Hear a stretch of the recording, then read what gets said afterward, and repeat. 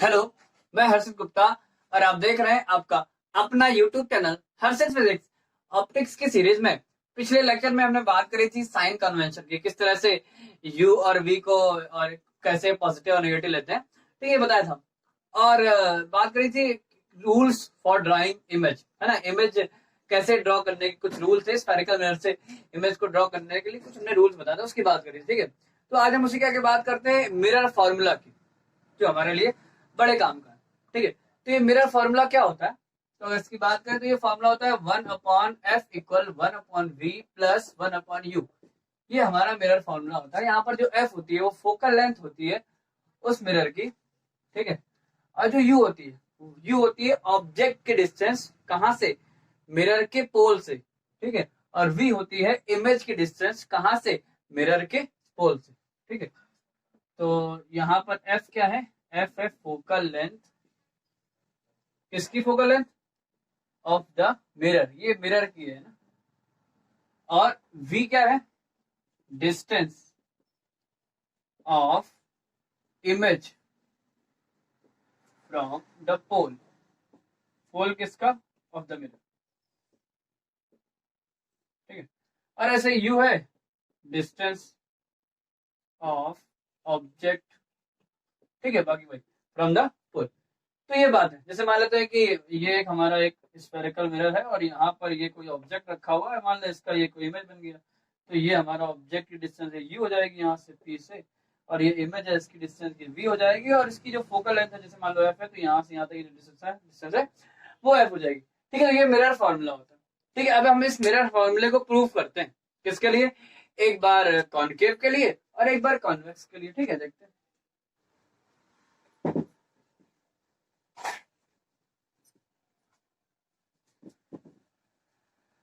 तो पहले बात कर लेते हैं कॉनकेव के लिए, ठीक है। तो बात करते हैं फॉर कॉनकेव मिरर, ठीक है। फॉर्मूला दोनों मिरर के लिए सेम रहता है, कॉन्वेक्स और कॉनकेव के लिए सेम रहता है, और दोनों को हम प्रूव करके बताते हैं, ठीक है। अच्छा, हम यहाँ पर जो मिरर फॉर्मूला है इसको प्रूफ कर रहे हैं, और एक थोड़ा सिंपल तरीके से प्रूफ कर रहे हैं, है ना। ज्यादातर बुकों में जो ये फॉर्मूला प्रूफ करने का मेथड दिया है वो थोड़ा सा बड़ा है, ठीक है, और थोड़ा सा ज्यादा चीजें इसमें कॉम्प्लेक्स है ना। यहाँ पर हम जो तरीका बता रहे हैं वो थोड़ा सिंपल तरीका और छोटा है, ठीक है। उसकी बात करते हैं, ठीक है। तो देखते हैं वो तरीका क्या है। तो उसके लिए सबसे पहले हमने मान लिया कि एक कॉनकेव मिरर है, ठीक है, जिसका जरा पहले डायग्राम समझते हैं। ये मान लेते हैं क्या है, कॉनकेव मिरर, ठीक है। और ये है हमारा इसका प्रिंसिपल एक्सिस, ठीक, ठीक है। अब हमने मान लिया कि ये इसका फोकस यहां से इसका मान लेते हैं, ये इसका मान लेते हैं सेंटर है, ये मान लेते हैं सेंटर ऑफ कर्वेचर, ठीक है। और इसकी आधी डिस्टेंस पर होगा कहीं यहाँ पर फोकस है, ठीक है। अब ये बात हम लोग को पता ही है कि सेंटर ऑफ कर्वेचर से जो पोल है यहाँ तक की जो डिस्टेंस होगी इसको हम लोग क्या बोलते हैं, आर बोलते हैं, रेडियस ऑफ कर्वेचर बोलते हैं, ठीक है।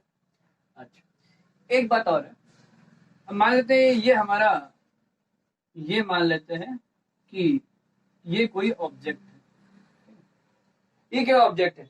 अच्छा, ये ऑब्जेक्ट कैसा है, ये हमने एक्चुअली पॉइंट ऑब्जेक्ट कंसीडर किया है ना। हमने बताया था पॉइंट ऑब्जेक्ट के बारे में, आप पिछले लेक्चर्स में देख सकते हैं। एक्चुअली पॉइंट ऑब्जेक्ट का मतलब, अगर हम किसी ऑब्जेक्ट, पूरे ऑब्जेक्ट के किसी एक पॉइंट को देखें तो वो पॉइंट ऑब्जेक्ट की तरह बिहेव करता है, ठीक है। तो मान लेते हैं ये एक पॉइंट ऑब्जेक्ट है, ठीक है। तो ये पॉइंट ऑब्जेक्ट है, इसका इमेज कब बनेगा, जब रेज कहीं से इस पर पड़ेंगे और इससे रिफ्लेक्ट होके मिरर पर जाएंगे और मिरर से रिफ्लेक्ट होके हमारी आंखों पे आएंगे, तब हमें इसका इमेज दिखेगा, है ना। तो कहीं किसी सोर्स से इस पर लाइट पड़ी होगी, हमें इससे क्या मतलब, हम तो केवल दिखाना है इससे ऑब्जेक्ट से लाइट निकल रही है, ठीक है। तो ये कोई एक लाइट रे हमने दिखा दी, एक रे दिखा दी, ठीक है। अब ये रे हमने दिखाई है, ये रे जो है इस मिरर पर आई है, तो इसको हम क्या बोलेंगे, इंसिडेंट रे, ठीक है। और अब ये रे यहां से रिफ्लेक्ट हो गई, ये मान लेते हैं रे, ये रे हो गई, सी को थोड़ा यहाँ मान लेते हैं, ठीक है, ये रिफ्लेक्ट हो गई। अब इस पॉइंट पर हम एक नॉर्मल ड्रॉ करें, तो ये हमने ड्रॉ कर दिया नॉर्मल, ये हमारा सी, बात समझते हैं, ये वाली रे इस मिरर पर गई और ये रिफ्लेक्ट हो गई और ये पॉइंट ऑफ इंसिडेंस है, इस पर ये हमने नॉर्मल ड्रॉ कर दिया। हाँ, ये बात तो हमें पता ही है कि जो नॉर्मल है वो हमेशा सी से जाता है, ठीक है, क्योंकि किसी स्फेरिकल मिरर पर अगर हम इस स्फेयर पर एक नॉर्मल ड्रॉ करें, 90 डिग्री का एंगल वाली लाइन ड्रॉ करें, तो वो लाइन हमेशा सेंटर से तो जाएगी, है ना। तो ये जो नॉर्मल है वो हमेशा सी से, सेंटर ऑफ कर्वेचर से तो जाएगा ही, ठीक है। तो जो ये वाला एंगल है, ये वाला एंगल क्या हो जाएगा, एंगल आई हो जाएगा। अरे ये है इंसिडेंट रे, ये है हमारी इंसिडेंट रे, और ये जो है ये हमारी है रिफ्लेक्टेड रे, ठीक है, और ये है हमारा नॉर्मल। तो इंसिडेंट रे और नॉर्मल के बीच का जो एंगल होता है उसको एंगल ऑफ इंसिडेंस बोलते हैं, है ना, आपतन को, ये वाला एंगल आई हो जाएगा। और ऐसे ही रिफ्लेक्टेड रे और नॉर्मल के बीच का जो एंगल होता है इसको एंगल ऑफ रिफ्लेक्शन बोलते हैं, इसका नाम हो गया आर, ठीक है। तो ये इसका एक सिंपल सा डायग्राम है, ठीक है। ये कोई ऑब्जेक्ट है और ये ऑब्जेक्ट है, इस ऑब्जेक्ट से रेज ऐसे गई और एक दूसरी रे हमने मान लेते ये ऐसे चली गई, ठीक है, और ये ऐसे गई और ये यहां से जाएगी सीधे, ये इस पर नॉर्मली आ रही है और ऐसे वापस आ जाएगी। तो ये दोनों रेज इस पॉइंट पर मिल रही हैं, तो ये क्या बन जाएगा, एक तरह से इमेज बन जाएगा, है ना। और ये वाला पॉइंट क्या है, ये वाला जो पॉइंट है वो फोकस है, ठीक है। देखो ये ऑब्जेक्ट है, ये इमेज है, ये फोकस है और ये इसका सेंटर ऑफ कर्वेचर है, ठीक है। और सेंटर ऑफ कर्वेचर से जो पी की डिस्टेंस होती है इसको हम आर बोलते हैं। ये ऑब्जेक्ट है, इस ऑब्जेक्ट की, ये देखो इस ऑब्जेक्ट की पी से जो डिस्टेंस होगी इसको यू बोलेंगे, यहां से यहां तक की डिस्टेंस। और ये इमेज है, इस इमेज की पी से जो डिस्टेंस है इसको हम क्या बोलेंगे, वी बोलेंगे, ठीक है। तो एक्चुअली यहाँ पर ओ से पी, ओपी क्या है, ओपी को हम यू बोलेंगे, है ना, ऑब्जेक्ट की डिस्टेंस। और आईपी क्या है, आई से पी की जो डिस्टेंस है इसको हम वी बोलेंगे, और सी से पी की जो डिस्टेंस है उसको हम आर बोलेंगे, रेडियस ऑफ कर्वेचर बोलेंगे, ठीक है। अच्छा, एक बात और है, अब हमने क्या किया, इस एंगल को अल्फा मान लिया, अपने आप से कंसिडर कर लिया, ठीक है, और इस एंगल को हमने बीटा कंसिडर किया और इस एंगल को हमने गामा कंसिडर कर लिया, ठीक है। ये वाला जो एंगल है इसको अल्फा, इसको बीटा और इसको गामा, ठीक है। मान लिया अपने आप, कुछ भी मान सकते हैं, मान लो कोई क्या, हम इसको अल्फा मान ले, इसको बीटा, इसको कोई दिक्कत नहीं, उससे भी आएगा, ठीक है। तो ये हमने मान लिया, ये हमारा हो गया एक इसका डायग्राम, ठीक है। अब समझते हैं, तो इस वाले पॉइंट को कुछ मान लेते हैं ये पॉइंट एम है, ठीक है। अब जरा देखते हैं, यहाँ पर हम एक थ्योरम यूज करने जा रहे हैं, एक्सटीरियर एंगल थ्योरम, बहिष्कोण प्रमेय बोलते हैं, ठीक है। वो थ्योरम क्या है जरा इसको समझ लेते हैं, कि जैसे मान लेते हैं कोई ट्रायंगल है, ठीक है, और अगर हम किसी ट्रायंगल की किसी एक साइड को बढ़ा दें तो जो एक्सटर्नल एंगल बनता है, ये वाला एंगल बनता है, ये बाकी दो जो बचते हैं इंटरनल एंगल उनके सम के बराबर होता है, ठीक है। जैसे अगर इसको एंगल 1 मान ले, इसको 2 मान ले, इसको 3 मान ले, इसको 4 मान ले, तो हम ये बोल रहे हैं कि यहाँ पर एंगल जो 4 है वो बराबर होगा एंगल 1 प्लस एंगल 2 के, ठीक है, 1 प्लस 2।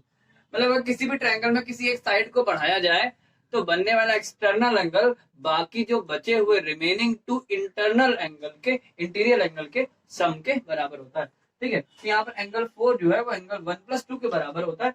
ये एक थ्योरम है भाई, इसको बड़े सिंपली हम प्रूव भी कर सकते हैं भाई। यहाँ देखो ट्रायंगल के तीनों एंगल का जो सम होता है 180 होता है, तो angle 1 plus angle 2 plus angle 3 को हम 180 लिख सकते हैं, ठीक है। और 3 प्लस 4 भी 180 होगा, एक ही लाइन में एंगल दोनों बनना है दोनों, तो एंगल 3 प्लस एंगल 4 भी होगा 180। अब देख लो दोनों का राइट हैंड साइड बराबर है, दोनों के लेफ्ट साइड हैंड साइड भी बराबर कर दो, तो angle 1 plus angle 2 plus angle 3 equal to angle 3 plus angle 4, ठीक है। तो एंगल 3 से एंगल 3 कट गया, तो हम बोल सकते हैं angle 1 plus angle 2 equal to angle 4, ठीक है भाई। तो हम बोल रहे थे कि एंगल 1 प्लस 2 इक्वल टू क्या होता है, एंगल 4। ये होते हैं हमारी एक्सटीरियर एंगल थ्योरम, इसका हम यहाँ यूज करेंगे।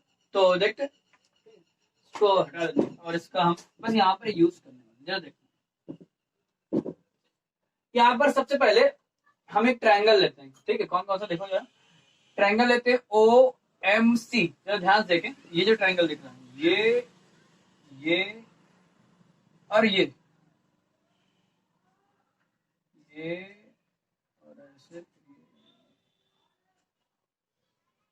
ये वाला ट्रायंगल, ठीक है। इस ट्रायंगल में अगर ध्यान देखें तो इस साइड को देखो बढ़ाया गया, इस साइड को बढ़ाया गया, तो जो एक्सटर्नल एंगल बनेगा वो क्या होगा, बीटा, ठीक है, और ये बराबर हो किसके, रिमेनिंग टू, बचे हुए दो इंटीरियर एंगल के सम के बराबर, मतलब अल्फा प्लस आई के बराबर, यही तो होगा। देख लो ध्यान से। ठीक है, तो हम लिख सकते हैं इन ट्रायंगल कौन सा, ओ सी एम, ओ सी एम क्या लिख सकते हैं, बीटा इक्वल अल्फा प्लस आई। ठीक है, ठीक, इसको मान लेते हैं इक्वेशन फर्स्ट। ये कहां से आया, by the external angle theorem. अब ऐसे ही जरा देखो, एक और ट्रायंगल ले लो, ये वाला ट्रायंगल, ये पूरा वाला, ये यहां से लेके ऐसे ये ये, ठीक है, मतलब ट्रायंगल का नाम देखते हैं इन ट्रायंगल, नाम क्या है, ओ आई एम, ये वाला ओ आई एम। इसमें भी देखें तो जरा देखो, इसकी इस साइड को बढ़ाया गया तो ये गामा, ये वाला जो एंगल है ये किसके बराबर है, ये बाकी तो रिमेनिंग टू इंटरनल एंगल के बराबर, मतलब गामा बराबर होगा बीटा प्लस ये पूरा एंगल। ये पूरा ट्रायंगल ले रहा है ना, और अगर ये पूरा ट्रायंगल ले रहा है तो फिर गामा किसके बराबर, अल्फा प्लस ये पूरा एंगल, और ये पूरा एंगल है कितना, भाई ये वाला एंगल आर है इतना, और ये आई है, तो ये इतना कितना है, आई प्लस आर। तो हम लिख सकते हैं क्या, gamma equal alpha plus I plus R, ये लिख सकते। ठीक है, ये दोनों कहां से लिखा हमने, by the exterior angle theorem, बहिष्कोण प्रमेय से। ठीक है, अब जरा एक बात और समझते हैं, हम लोग को ये बात पता है कि आई और आर इक्वल होता है, कहां से, अरे लॉ ऑफ रिफ्लेक्शन है ये। ठीक है, तो हम लिखते हैं कि by the law of reflection I equal to R होता है, और अगर आई इक्वल टू आर होता है तो हम यहाँ आई और आर रख सकते हैं, और अगर आई और आर हम रख दें तो आर की जगह काम करें आई रख दें।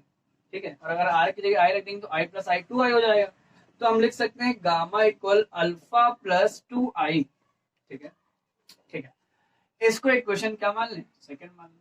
ठीक है, अब एक काम करते हैं, इक्वेशन फर्स्ट और सेकंड से हम आई और आर या जो भी है ना, आई है यहाँ पर, दोनों से आई को एलिमिनेट करते हैं, हटा देते हैं।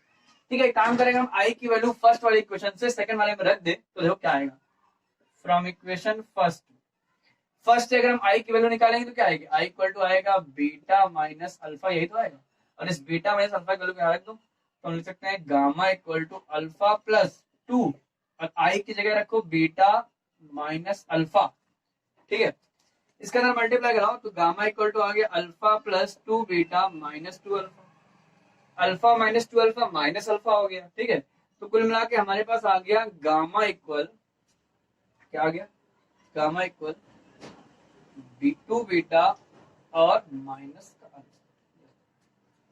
ठीक है, तो ये हमारे पास एक रिलेशन आ गया किसमें, अल्फा बीटा और गामा में। ठीक है, तो ये हमारे पास एक अल्फा बीटा गामा में एक रिलेशन आ गया। अब आगे क्या करते हैं देखते हैं। ठीक है, अब एक्चुअली क्या है, अल्फा बीटा गामा यहाँ पर बहुत छोटे एंगल हैं, और ये इसको हमने एक पॉइंट ऑब्जेक्ट माना है, और पॉइंट ऑब्जेक्ट माना तो आप समझ सकते हैं कि ये जो एंगल है वो बहुत छोटा होगा, है ना। ये तो हमने इतना ऊपर से ये रे दिखाई है, एक्चुअली ये रे तो बिल्कुल इसके बगल से भी जाएगी, है ना। तो कुल मिला के अल्फा बीटा गामा बहुत छोटे एंगल होंगे।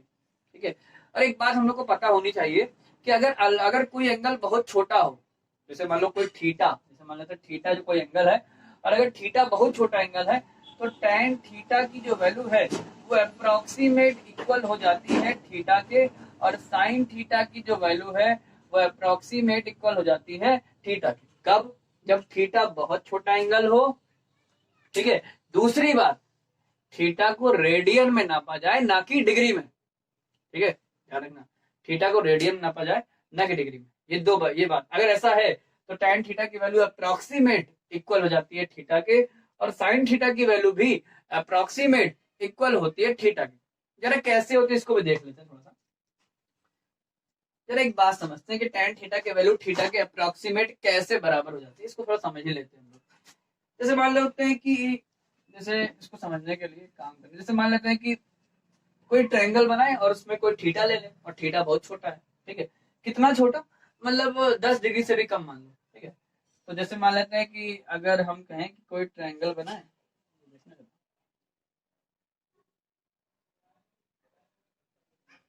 ये वाला एंगल मान लो थीटा ले लिया, अब ये एंगल हालांकि हमने 10 डिग्री से हमें लोग ज्यादा बना दिया, लेकिन ये एंगल मान लो बहुत छोटा है, ये थीटा बहुत छोटा है, ठीक है, समझ बात। अगर ये थीटा बहुत छोटा होगा, इसका मतलब यहाँ पर जो tan थीटा की वैल्यू क्या होगी, tan थीटा की वैल्यू अगर हम इस साइड को h मान लें और इस साइड को b मान लें, ठीक है, ये हाइट है और ये बेस है, ठीक है, तो यहाँ से tan थीटा की वैल्यू कोई पूछे कितनी आएगी, tan थीटा इक्वल टू आएगी कितना, b अपॉन h, ये क्या है, sorry h upon b, h upon b।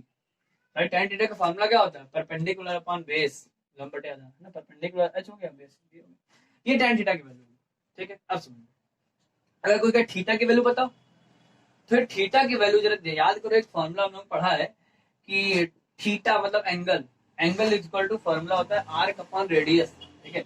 जैसे अगर ये कोई सर्किल है और इस सर्किल में ये कोई छोटा सा आर्क है और ये आर्क किसी सर्किल में कोई एंगल बना रहा है, तो हमारे पास का फॉर्मूला होता है थीटा का, क्या होता है, थीटा, थीटा इक्वल टू होता है आर्क अपॉन रेडियस, यही तो होता है, आर्क ये लिखो अपॉन रेडियस लिखो, ठीक है।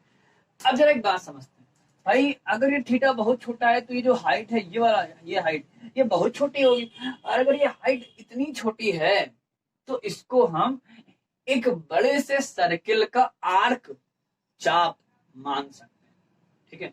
भाई सीधी सी बात है कि अगर कोई एक बड़ा सा सर्किल लो, उस सर्किल का छोटा सा आर्क ले लो, तो वो छोटा सा आर्क एक स्ट्रेट लाइन ही होता है अप्रोक्सीमेट, ठीक है। भाई अगर इसी को देखो हम, इतनी छोटी सी इसका आर्क लें तो ये क्या लग रहा है, ये अप्रोक्सीमेट स्ट्रेट लाइन नहीं लग रहा है, ठीक है। तो यहाँ पर भी हम वही काम कर सकते हैं कि अगर हम इसे एक सर्किल बना दें, ये देखो एक सर्किल बना दें, और इस सर्किल में तो इसको हम फिर एक आर्क मान सकते हैं, ठीक है। जो ट्रायंगल की जो हाइट है उसको हम इस सर्किल का छोटा सा आर्क मान सकते हैं, और इसकी जो ट्रायंगल की जो बेस है उसको हम फिर इस सर्किल की रेडियस मान सकते हैं, नहीं मान सकते, बिल्कुल मान सकते हैं, है ना। तो इस हिसाब से अगर देखें तो इस हिसाब से थीटा की वैल्यू बताओ क्या आ जाएगी, थीटा इक्वल टू ये वाले फॉर्मूले से, angle is equal to arc upon radius वाले फॉर्मूले से थीटा की वैल्यू आएगी h और अपॉन b, देख लो यही तो आएगी, अरे h हो जाएगा आर्क और b हो जाएगी रेडियस, है ना। तो जरा बताओ थीटा यही तो आएगा, बिल्कुल आएगा, ठीक है। हाँ जरा tan थीटा देखो, ये भी तो लिखा है, तो यहाँ साफ साफ दिख रहा है क्या, tan थीटा और थीटा की वैल्यू क्या है, बराबर है ना। लेकिन कब, जब इस आर्क, इस स्ट्रेट लाइन को हम एक आर्क मान पाए, जबकि हम लोग को पता है कि जो चाप होता है, जो आर्क होता है, वो तो एक कर्व होता है ना, लेकिन हमने इस स्ट्रेट लाइन को एक आर्क बोल दिया। हाँ हम बोल सकते हैं, कब बोल सकते हैं, हम जब बोल सकते हैं कि जब एक बहुत बड़ा सर्किल ले लो, उस बहुत बड़े सर्किल का छोटा सा जो आर्क होता है वो अप्रोक्सीमेट स्ट्रेट लाइन ही होता है, ठीक है, होता ही है। जैसे मान लें हम लोग की अर्थ है, अब उस अर्थ, इतनी बड़ी अर्थ है और उसके अगर हम एक छोटा सा एरिया ले तो वो हमें प्लेन ही तो दिखता है भाई, हम लोग अपनी जितनी जमीन देख पाते हैं वो हम लोग को प्लेन ही तो दिखती है, लेकिन रियल में हम लोग की जमीन भी ऐसे कर्व है। तो वही बात यहाँ पर भी है कि यहाँ पर भी इस आर्क को हम अगर एक बड़ा सा सर्कल लेंगे तो उसका छोटा सा आर्क एक स्ट्रेट लाइन होगा, और स्ट्रेट लाइन होगा तो फिर ये ट्रायंगल भी के हिसाब से भी हम theta tan theta equal to h upon b भी लगा सकते हैं, और इस फॉर्मूले के हिसाब से भी हम दोनों लगा सकते हैं ना। तो यहाँ पर ये दोनों क्या होते हैं, बराबर होते हैं। अरे इसको थोड़ा और समझ लेते हैं भाई, ऐसा अगर थोड़ा सा समझ क्लियर नहीं होगा और समझ लेना इसको भाई, एक तरीके से और मैं दिखा दें ये बात, हाँ ऐसा होता है, जरा देखो कैसे भाई। अगर हम तुमसे कहें कि tan theta equal to approximate theta होता है, या हम ये कहें कि sin थीटा की वैल्यू अप्रोक्सीमेट थीटा होती है, ठीक है भाई। अगर इसको देखें तो चलो साइन में ही दिखा देते हैं, थीटा की वैल्यू हमें कम लेनी है पहली बात, है ना। थीटा क्या होना चाहिए, दो बातें, एक तो थीटा बहुत छोटा हो, दूसरी बात रेडियन में ना हो। तो चलो फॉर एग्जांपल के लिए हम थीटा की वैल्यू 30 ले, हालांकि 30 ही तुम्हें लेके हम दिखा दे रहे हैं कि वैल्यू अप्रोक्सीमेट आ रही है बराबर, ठीक है, हालांकि 10 में तो और एग्जैक्ट बराबर आएगी, ठीक है। चलो 30 का एग्जाम्पल लेके थोड़ा समझ लेते हैं, तो भाई 30 की वैल्यू हमें पता होती है इसलिए तो समझ लेते हैं। भाई ये बताओ थीटा की वैल्यू में 30 ली, ठीक है, अगर ये तो डिग्री में, इसको हम रेडियन चेंज करें तो आएगा 30 इंटू पाई बाई 180, मतलब बोले तो पाई बाई 6, पाई बाई 6 की अगर वैल्यू पूछे तो भाई थीटा की वैल्यू, पाई की वैल्यू रखो 3.14, और ये 3.14 करेंगे तो 3.14 अपॉन 6 कर देंगे, ठीक है। तो ये कितना आएगा, ये हमें लगता है यही आएगा 0.5 के समथिंग तो आएगा, है ना भाई। अगर 3 है नीचे, 3 है ऊपर, 6 नीचे, अगर ऊपर 3 होता तो ये एग्जैक्ट 0.5 आता, लेकिन 3.14 है तो 3 ये आएगा समथिंग 0.52 के समथिंग आएगा ना, देख लेना अपना। ये थीटा की वैल्यू आएगी, इतनी अप्रोक्सीमेट थीटा की वैल्यू यहाँ आ रही है। जरा साइन थीटा देख लेते हैं भाई, साइन थीटा का मतलब साइन 30, बताओ साइन 30 की वैल्यू कितनी 1/2 नहीं होती क्या? अरे होती है, तो ये 0.5 देख लो भाई, थीटा हमने 30 डिग्री लिया है, तब थीटा की वैल्यू 0.52 रेडियन है और साइन थीटा की वैल्यू 0.5 है। नहीं दिख रहा क्या भाई? देखो 0 पॉइंट के एक डिजिट तक तो बराबर ही है, लेकिन अगर थीटा की वैल्यू 10 डिग्री से कम ले लोगे तो ये पॉइंट के 4-5 डिजिट तक बराबर आ जाएगा। तो हम बिल्कुल बोल सकते हैं कि साइन थीटा की वैल्यू अप्रोक्सीमेट बराबर हो जाएगी थीटा। ठीक है, तो ये बात है, तो ये बात हमें याद रखनी चाहिए कि जब भी थीटा की वैल्यू काफी छोटी हो तो साइन थीटा की और टैन थीटा की जो वैल्यू है वो अप्रोक्सीमेट बराबर हो जाती है किसके? थीटा। ठीक है, तो खैर इस बात का हम यहाँ यूज करेंगे, बस थोड़ा सा इसको देख लेते हैं। तो देखते हैं, तो यहाँ हम ये बात लिख देते हैं कि अल्फा बीटा गामा यहाँ बहुत छोटे एंगल हैं। ठीक है, तो लिख देते हैं here alpha beta and gamma are extremely small, बहुत छोटे। ठीक है, एंड और इफ दे आर मेजर्ड, अगर उनको नापा जाए किसमें? In radian. ठीक है, डिग्री में नहीं, रेडियन में। अगर इनको हम रेडियन में नापे तो क्या लिख सकते हैं हम? तो अल्फा की वैल्यू अप्रोक्सीमेट बराबर हो जाएगी tan अल्फा के, और बीटा की वैल्यू अप्रोक्सीमेट बराबर हो जाएगी tan बीटा के, एंड गामा की वैल्यू अप्रोक्सीमेट बराबर हो जाएगी tan गामा की। तो लिख दो इसकी जगह, लिखते हैं, चलो इसी में लिख दो भाई। तो गामा की जगह क्या रख दो? tan गामा बराबर बीटा की जगह क्या रख दो? tan beta. ठीक है, 2 इंटू tan बीटा, और माइनस अल्फा की जगह क्या रख दो? tan अल्फा रख दिया। ठीक है, ये हो गया हमारा, समझ गए? कोई दिक्कत किसी? ठीक है, तो ये बड़ी सिंपल सी। अब एक काम करते हैं, इस वाले पॉइंट से M से यहाँ पर एक हम परपेंडिकुलर ड्रॉ करते हैं। ये परपेंडिकुलर हो गया। ठीक है, इस परपेंडिकुलर की हाइट को हम h मान लेते हैं। ठीक है, तो यहां से ये वाला जो पॉइंट आया है, ये वाला पॉइंट P के बिल्कुल पास होगा। कब? जब अल्फा बीटा गामा बहुत छोटे एंगल होंगे, और ये हम पहले बता चुके हैं। और यहाँ पर अगर अल्फा बीटा गामा बहुत छोटे एंगल होंगे तो जो M वाला पॉइंट है वो बिल्कुल नीचे ही आ जाएगा, P के पास में आ जाएगा। जैसे अगर M वाला पॉइंट यहाँ आ गया, जब इससे परपेंडिकुलर ड्रॉ करेंगे तो जरा देखो, ये वाला जो पॉइंट है, ये वाला पॉइंट, इस पॉइंट को कुछ मान लेते हैं N। ठीक है, तो जो N वाला पॉइंट है वो बिल्कुल P के पास में ही आ जाएगा। ठीक है, तो यहाँ से अल्फा बीटा गामा चूंकि एंगल बहुत स्मॉल है, तो हम लिख सकते हैं कि जो एन जो वाला पॉइंट है वो कहाँ चला जाएगा? पी पर ही पहुंच जाएगा। ठीक है, इससे होगा ये कि जो ये डिस्टेंस है, मतलब आई से एन तक की जो डिस्टेंस है वो अप्रोक्सीमेट बराबर होगी आई से एन तक की जो डिस्टेंस है, आई से एन तक की, यहाँ लिख देते हैं, यहाँ पे लिखते हैं आई से जो एन तक की जो डिस्टेंस है वो अप्रोक्सीमेट किसके बराबर हो जाएगी? आई से एन की जगह से आई पी के बराबर हो जाएगी, है ना। और ऐसे ही हम लिख सकते हैं सी से एन तक की जो डिस्टेंस है वो अप्रोक्सीमेट बराबर होगी किसके? सीपी के। और ऐसे लिख सकते हैं हम ओ से एन तक की जो डिस्टेंस है वो अप्रोक्सीमेट बराबर होगी किसके? ओपी के। ठीक है, तो ये हो जाएगा।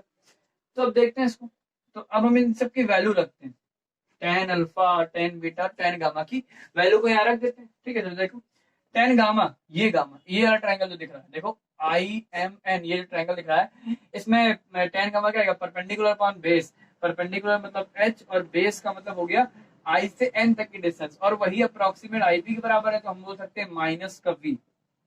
ठीक है, माइनस कैसे हो गया? अरे भाई पोल के इधर की डिस्टेंस नेगेटिव लेनी है और उधर की डिस्टेंस पॉजिटिव लेती है ना, साइन कन्वेंशन के हिसाब से। तो ये आ जाएगा बराबर 2 इंटू tan बीटा। देखो जरा, ये बीटा है, इस वाले ट्रायंगल में देखो, ये ट्रायंगल, इसमें क्या है? h, तो इसमें देखो परपेंडिकुलर तो यही रहेगा, और h ये है, परपेंडिकुलर तो ये है h, और अपॉन बेस देखो यहाँ से यहाँ तक, और ये है कितना? ये है अप्रोक्सीमेट कितना? माइनस का r, माइनस tan गामा देखो जरा, tan अल्फा देखो, अल्फा ये है, तो ये tan अल्फा ये आएगा h, और अपॉन कितना? माइनस का अप्रोक्सीमेट v। ये क्या है? v, h upon u, h upon v तो हो गया ना, h अपॉन माइनस का u, देख लो यही तो है।